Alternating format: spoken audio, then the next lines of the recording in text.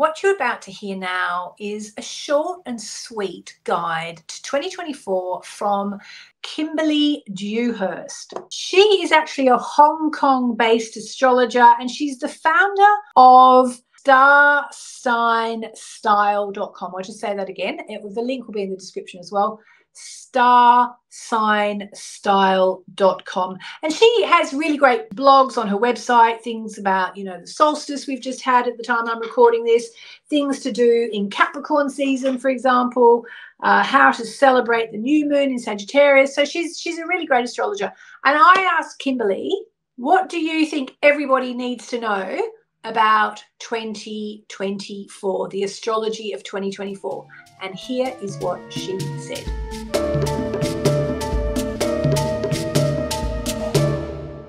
Hi, I'm Kimberly, and here's what I want you to know about the astrology of 2024. First of all, I'd like to comment on the conjunction of Jupiter and Uranus in April. Around the 20th and 21st, we might see some really big, spectacular events. So do get involved if you have the opportunity. I believe there's going to be a culturally significant moment that happens that we're going to be talking about not just for years, but for decades afterwards. So particularly in the area of art, music, movies, fashion, and food. So if you get the opportunity to go to a really exciting restaurant launch, if you could go to a music festival, for example, Coachella is scheduled for that time, or if you're invited to a show or some other exciting event that's happening, for example, a fashion show, an art exhibition, a movie, anything that's happening then, mark it in your calendars as a really exciting time.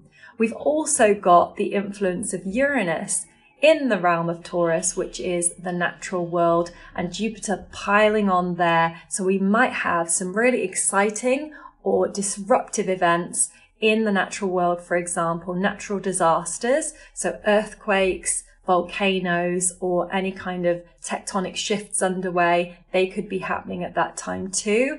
Also disruption to the financial and business markets. Of course, Taurus is the realm of all that is normally stable, and we've seen lots of disruption in the world of finance and banking with leaps and different types of currencies coming in, online, digital currencies.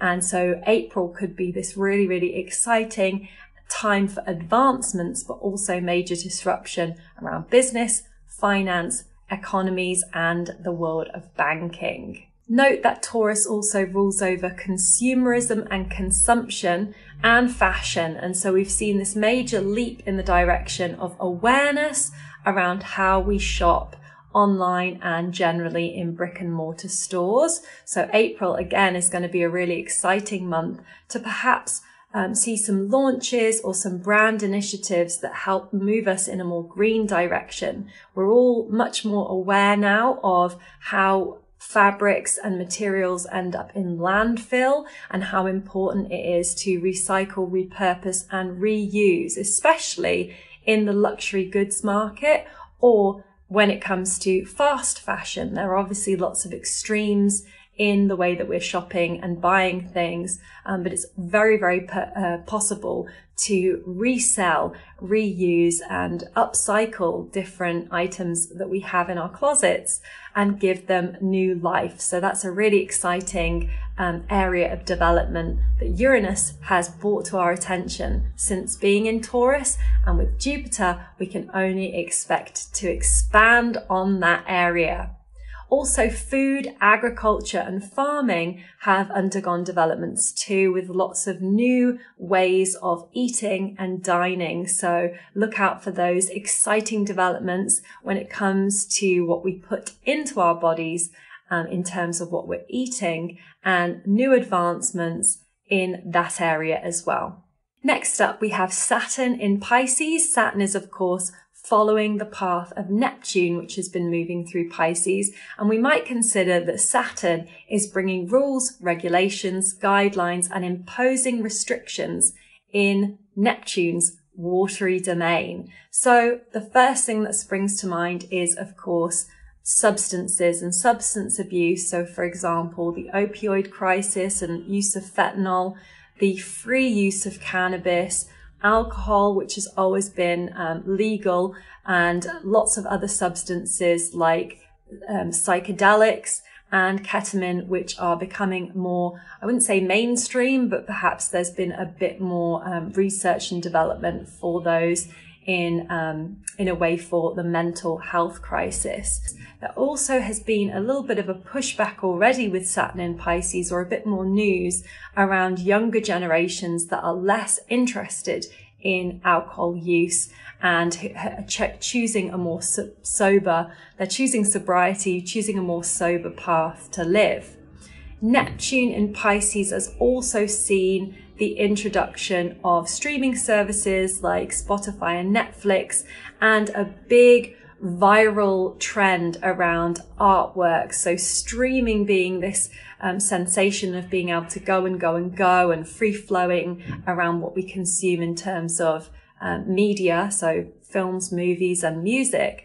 But there's also this opening of the floodgates when it comes to AI and artwork. And so Saturn in Pisces could start to impose more regulations, governance and safety measures when it comes to this artwork platforms that are just churning and spilling out artwork very, very in a free flowing fashion. So Saturn could really pump the brakes or introduce parameters to work around, and borders and boundaries in some kind of fashion around what has been flowing so freely. Neptune in Pisces has also seen the explosion of social media, including filters and blurred boundaries, fogginess around some of the content that we consume on these social platforms.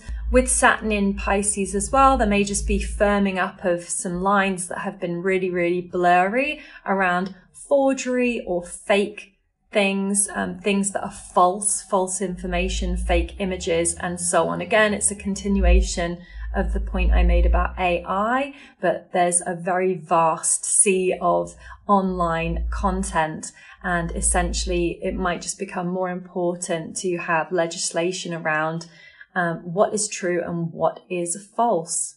We've also got Pluto moving into Aquarius and dipping back into Capricorn to the 29th degree, which is a hot spot, being an anorectic degree of the zodiac sign Capricorn. And so I feel that with this touching again of the 29th degree, that we could see some finality, some conclusions and some closing of the book on big stories that have been touching our institutions, our governments and big corporations, big firms. So first of all, we've got Capricorn, Ghislaine Maxwell and her legal case, her big story involving Jeffrey Epstein and the royal family and many different high profile authoritarian figures.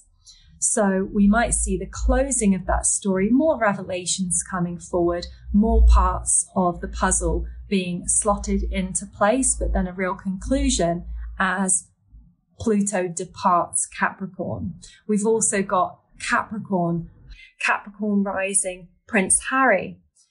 Obviously, he's been going through a situation with a big institution, which is the royal family, the monarchy. And so we have, since Pluto's been in Capricorn, transformed our outlook on so many different big corporations, big businesses, big institutions and firms. So of course, we've seen lots of stories, lots of revelations, lots being shared with us from Harry's perspective, from Meghan's perspective, about the monarchy, this big institution, this big family and this big monarchy that we are also exposed to. So I believe by the end of the year, we might have some kind of a conclusion, some kind of an ability to move forward and really close the book on that chapter. I really don't feel like it's been sort of neatly packaged and set to the side or put away. So I think that there will be more coming forward around that issue, either from Harry himself or from the royal family, making it a statement or moving forward with some kind of closure and commonality between perhaps the brothers. Again, Harry's a Capricorn rising. two more figures that we have that are Capricorn risings that I've been watching are Kylie Jenner and Ariana Grande, who both, when Pluto was at the 29th degree of Capricorn, came forward about tweaks and adjustments and amendments to their appearance that they had over the last few years as Pluto was transiting their respective first house. So Capricorn is a feminine sign, and it's also a sign that we attribute to success and having perhaps a polished appearance. And there's a really fitting saying that I think fits nicely with this, which is, honey, you're not ugly, you're just poor.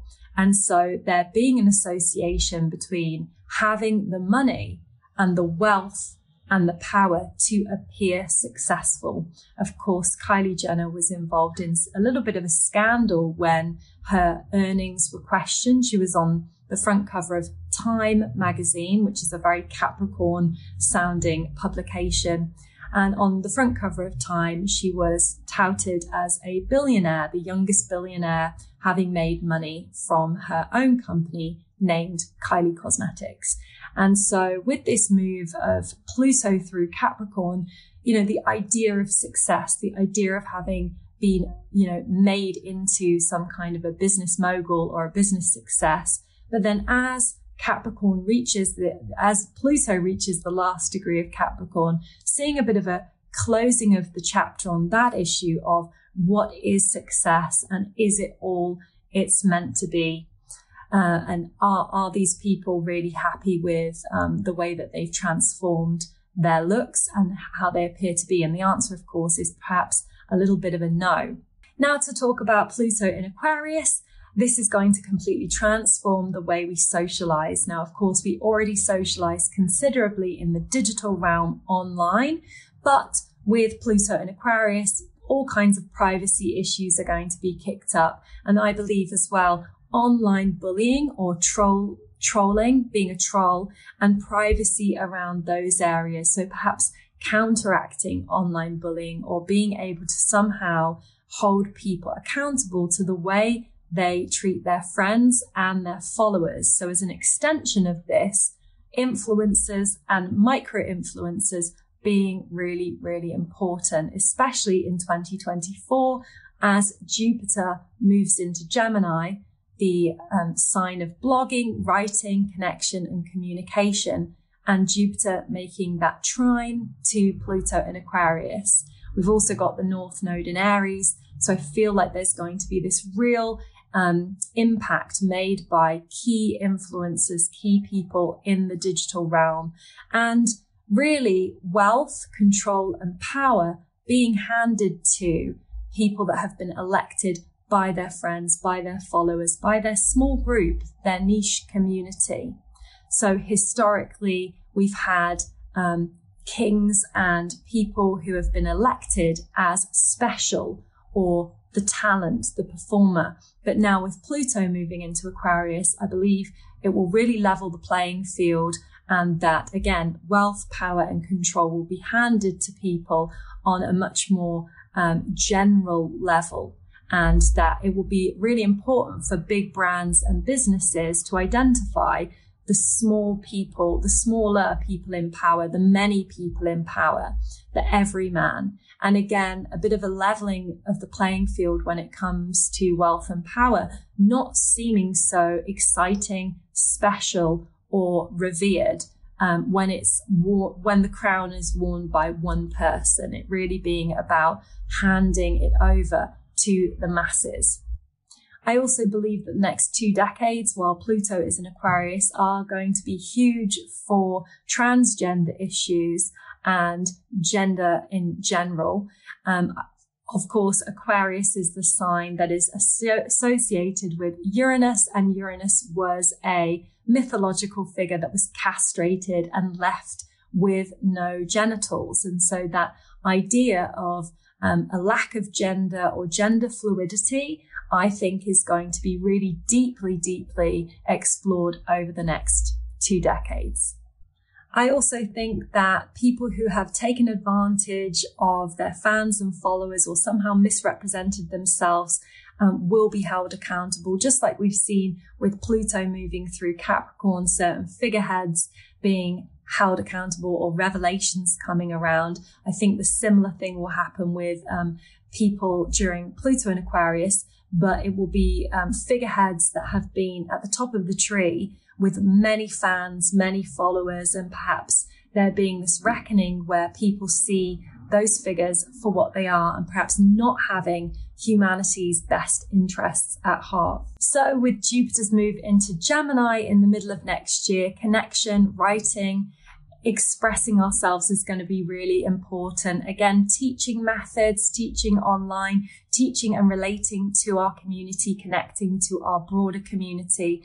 Jupiter is going to be making that trine to Pluto and Aquarius. So tapping into the bigger social issues, but having a way to articulate and express ourselves, having a way to relate to our fellow man. Again, those micro influencers, being the people in the driver's seat who are able to relate and connect.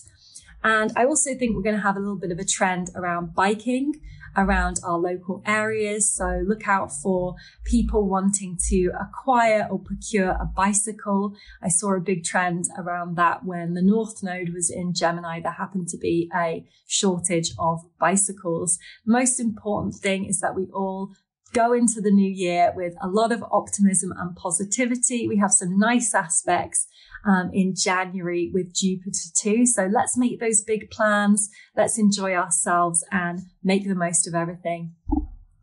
Here's wishing everyone a prosperous 2024 with lots of friendly connection and plenty to be happy about. All the best from me.